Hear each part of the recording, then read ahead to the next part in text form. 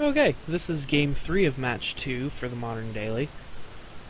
This is where I felt a lot more comfortable. I almost never lose to this deck. There's a couple times when they have the Glistener Elf, like triple mutagenic growth, and you just die on turn 2. Every once in a while that'll happen, but unless they pull that off consistently on a match, I always feel favored in this matchup. And this time I feel even more favored because I actually get to play first. So my hand is very reasonable. I would keep this anytime.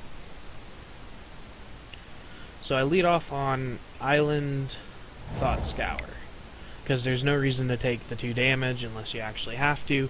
Against Infect, it technically doesn't matter, but I like to try to stay pretty consistent throughout my games so I don't actually screw it up against or in an important matchup. I hit 2 Treasure Cruises with the Thought Scour and drew a Probe. So, Treasure Cruising was kind of off the list this game. Unlikely to happen.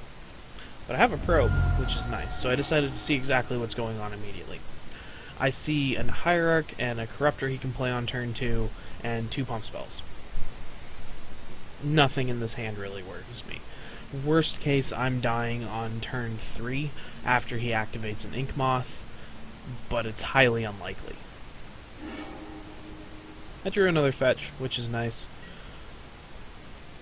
It's always nice to have shuffle effects. Not so much in Modern, but it's always nice to be able to access the colors. So here I drew an Electromancer, which means that I want to get probably another red land with the Polluted Delta. So I shock myself here, just play an Ascension, because I might as well run that out now. There's no reason to run out the Goblin, and I know I'm not dying next turn, so I can just try to use the Goblin next turn to add to my Storm count. Either way, it's 2 mana, it doesn't technically matter. I have to fetch the same way. This is the order I usually play things in. Here I got lucky. I drew the mountain, don't have to fetch. Yay. So I play the mountain, or I play the Electromancer first, then I play the mountain, then I cast Manamorphose, making a red and a blue, as is my standard. I drew another Manamorphose. At this point, it's gas. I can activate Ascension and possibly just kill him. So I cast the first Manamorphose, make a red and a blue again, draw another Ascension. Meh. It's not really what I wanted to see, but it's not hurting anything. So I cast Pyretic, cast Past in Flames using one of the blue, one of the red. Cast Manamorphose to activate my Ascension, make a red and a blue, as is standard.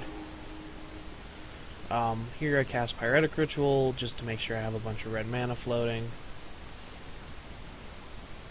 And then I cast Pyromancer Ascension.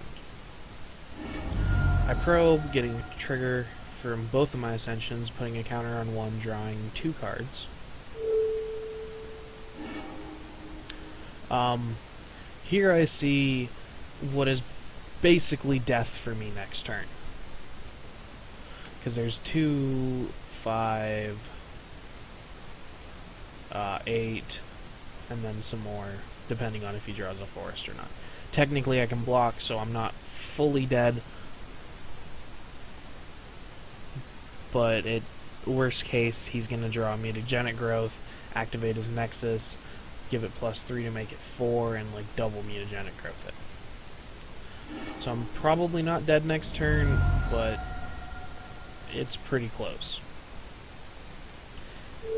Here what I did is, since I had the probe sitting in my graveyard that I didn't cast immediately, I'm able to loop the other probe back out after I cast the other one, to activate my other Ascension, and draw 2 more cards. See the same thing, yada yada, he's at 18, draw a Bolt. 2 active Ascensions and a Bolt. Plenty of red mana, so what I just do here is I bolt him, or I cast the Electromancer first, just to make sure that Past in Flames is cheap. Doesn't really matter. Cast a Desperate Ritual, make 9 red, just to guarantee that I have enough red mana for what I'm doing. You can never be too safe. Then I bolt him for 9. Past in Flames, bolt him for 9. And that's all she wrote.